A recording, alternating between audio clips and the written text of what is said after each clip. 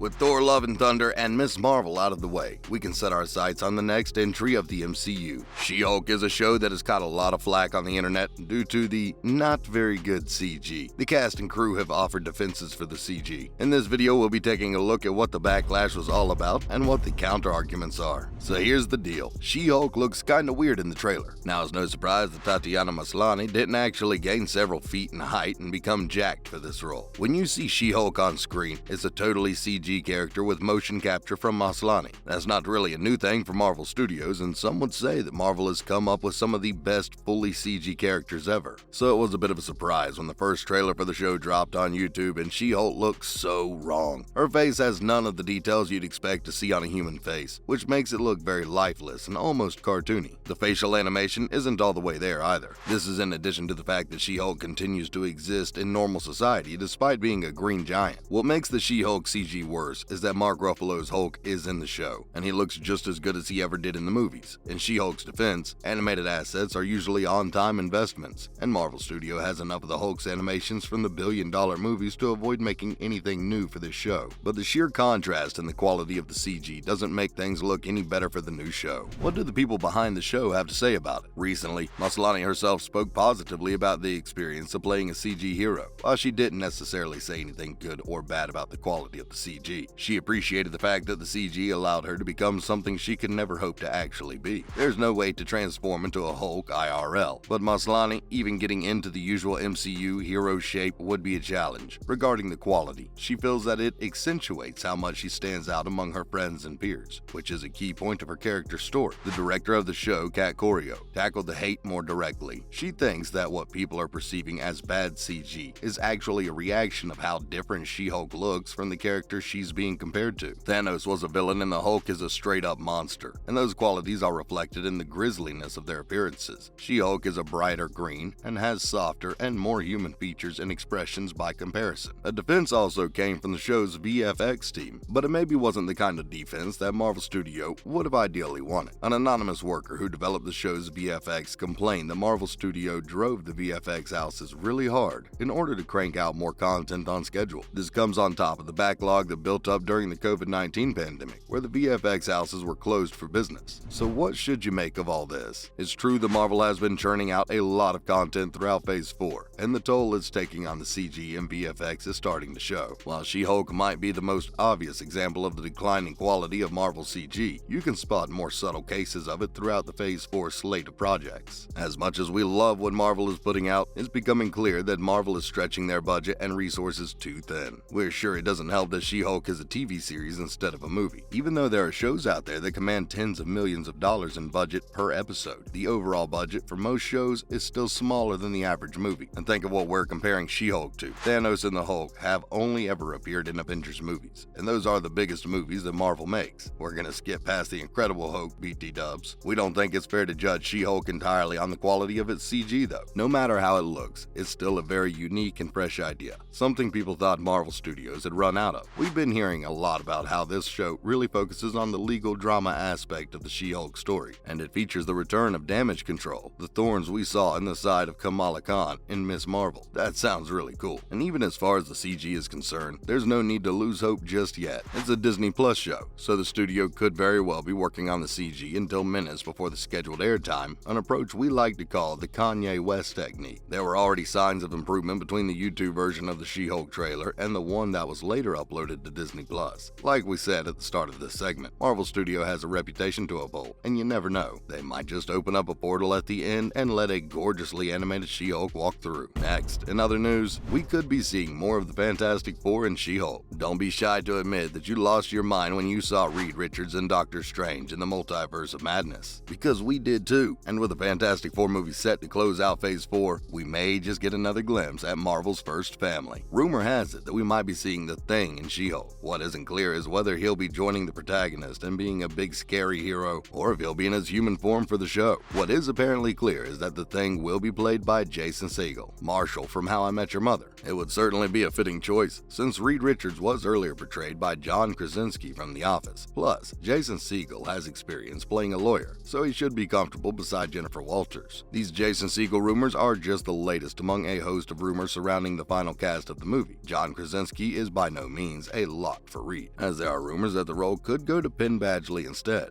And as for the Human Torch, the name being bandied about right now is Jamie Dornan, who was in 50 Shades of Grey and probably some other movies. We can't wait to stop talking about rumors and start talking facts. Well, we'd like a rumor about the Invisible Woman before we stop entirely, please. Up next, Tatiana Maslany was actually really hesitant about the MCU at first. After a month or so of Iman Vellani's unbridled enthusiasm for being in the MCU, our next leading lady was a lot less excited about the prospect at first. That might be hard to believe from Tatiana Maslany, who bodied the role that she had on Orphan Black. A role so complicated, it's honestly hard to describe. Her pedigree of working on character-focused stories was actually the reason why she was reluctant to take on the She-Hulk role. While the Marvel Cinematic Universe is home to some of the most colorful characters in movies today, she's not wrong in saying the characters in general can often get drowned out in the sound and fury of a movie like those in the MCU. Her ideas about the show were quickly dispelled, though, when she read the script for the pilot. She was impressed by how human the story of She-Hulk was. The emphasis on how Jen continues on her life as an attorney despite her hulkiness was something that really appealed to Maslany, and the small-scale legal drama scope of the show meant that there'd be little sound and fury to drown things out. She signed straight up for the role after that, and we can't wait to see how she does. Finally, the MCU has just crossed a milestone. We'll begin this forecast by a fun and slightly terrifying fact. As of Thor: Love and Thunder, a potential rewatch of the entire MCU would take you a whopping 100 hours to complete. That's insane, considering that from Iron Man to Infinity War was just about 24 hours. There were people who actually marathoned the entire MCU in the lead-up to Avengers Endgame, but that seems impossible now. When you look at the sheer deluge of content we've gotten in just Phase 4, it's less surprising that the MCU has ballooned to this length. There have been tons of movies, and then you add the TV shows on top. Each one probably adds 6 hours to the potential runtime of the MCU. We think that marathoning the entire MCU has become next to impossible. At the same time, we're sure that someone will take on the challenge at some point. That's all for our video today. What was your impression of the She-Hulk CG? Do you think the hate was overblown, or should we actually hold Marvel Studios to a higher standard? And how do you feel about the explanations offered by the cast and crew? Let us know in the comments below, and don't forget to Hulk smash the like, share, and subscribe buttons.